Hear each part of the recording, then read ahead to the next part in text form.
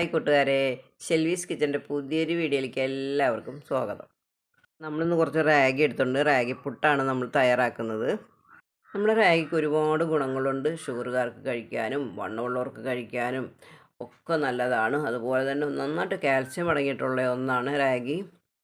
നമ്മളിന്ന് ഉണ്ടാക്കാൻ പോകുന്നത് പുട്ടാണ്.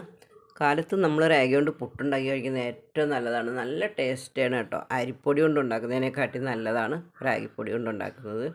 നമ്മളൊരു 1.5 കപ്പ് റാഗിയാണ് എടുക്കുന്നത്. നമ്മളിത് കഴുകി വൃത്തിയാക്കി ഉണക്കി എടുത്ത് വെച്ചിരിക്കുന്നതാണ്. അങ്ങനെ മണ്ണോ കല്ലോ ഒന്നും ഇല്ല കേട്ടോ അതിൽ. വറുത്തിട്ടെടുത്താൽ നല്ല സോഫ്റ്റായിട്ട് കിട്ടും.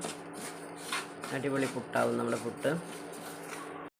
നല്ല മണം വരുന്നുണ്ട്. നമുക്ക് ഇത്രയും മതി. നന്നായിട്ടൊന്ന് ചൂടായാൽ മതി. നമുക്ക് 2 പ്രാവശ്യമായിട്ട് ഒന്ന് പൊടിച്ചെടുക്കാം.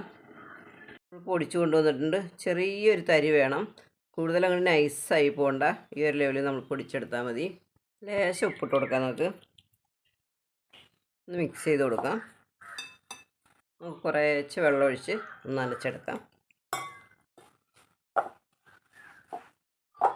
കുറച്ചും കൂടി വെള്ളം ഒഴിക്കാം. കുറച്ച് തേങ്ങ ഇട്ട് കൊടുക്കാം. നമുക്ക് തേങ്ങ ഇഷ്ടമില്ലാത്തവർക്ക് ചേർക്കണ്ട കേട്ടോ. ആദ്യം തേങ്ങ കഴിക്കാൻ പാടില്ലാത്ത ആൾക്കാരുണ്ടാവുമല്ലോ, അവർക്കൊന്നും ആദ്യം തേങ്ങ എടുക്കണ്ട. നമ്മൾ കുറച്ച് നെയ്യാണ് ഒഴിച്ചു കൊടുത്തത്.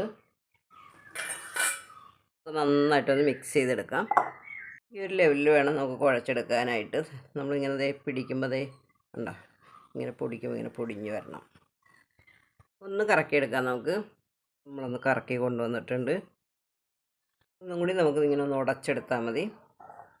നന്നായിട്ടൊന്ന് മിക്സ് ചെയ്ത് കൊടുക്കാം. നമ്മൾ തേങ്ങയും നെയ്യൊക്കെ ഒഴിച്ച് നല്ല മണമാണ് കേട്ടോ. നല്ല അടിപൊളി മണമാണ്. നമ്മളൊരു പുട്ടുകുറ്റി എടുത്തിട്ടുണ്ട്. നമ്മളിത് അതിലേക്ക് ചില്ലിട്ട് കൊടുക്കുകയാണ്. ചില്ല് കറക്റ്റാണോ കിടക്കുന്നതെന്ന് നോക്കാം. നമുക്ക് കുറ്റിയിലേക്ക് ഇങ്ങനെ തേങ്ങ ഇട്ട് കൊടുക്കാം. പുട്ടിലെപ്പോഴും തേങ്ങ നല്ലതാണ് കേട്ടോ. കൂടുതൽ തേങ്ങ ഇടുമ്പോൾ നല്ല ടേസ്റ്റ് ഉണ്ടാവും. നമ്മളിത് 3 കഷ്ണമായിട്ടാണ് എടുക്കുന്നത് കേട്ടോ. നമുക്ക് പൊടിയിട്ട് കൊടുക്കാം. തേങ്ങ ഇട്ട് കൊടുക്കാം. പൊടിയിട്ട് കൊടുക്കാം.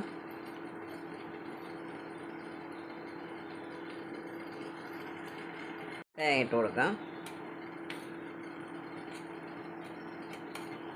തേങ്ങ ഇട്ട് കൊടുക്കാം. മുകളിൽ നമുക്ക് കുറച്ച് തേങ്ങ വയ്ക്കാം. നന്നായിട്ട് കുത്തി അമർത്തരുത്, ചെറുതായിട്ടൊന്ന് അമർത്തി കൊടുക്കുക. നമുക്ക് വെച്ച് കൊടുക്കാം നമ്മുടെ പുട്ട്. നമുക്ക് അടച്ചു കൊടുക്കാം. പിന്നെ ഒന്ന് വേവട്ടെ. നന്നായിട്ട് വേവണം കേട്ടോ. ഇത് പെട്ടെന്ന് നമ്മൾ മറ്റേ പുട്ടുണ്ടാക്കുന്ന പോലെയല്ല, ഇതൊരുവിധം വേവുള്ളതാണിത്. നമ്മുടെ പുട്ടിന് ആവി വന്നിട്ടുണ്ട്. ഒരു 5 മിനിറ്റ് അങ്ങനെ നിന്ന് വേവട്ടെ. നമ്മുടെ പുട്ട് വെന്തിട്ടുണ്ട്. നമുക്കിനി മാറ്റാം. നമുക്ക് പുട്ടൊന്ന് കുത്തിയെടുക്കാം.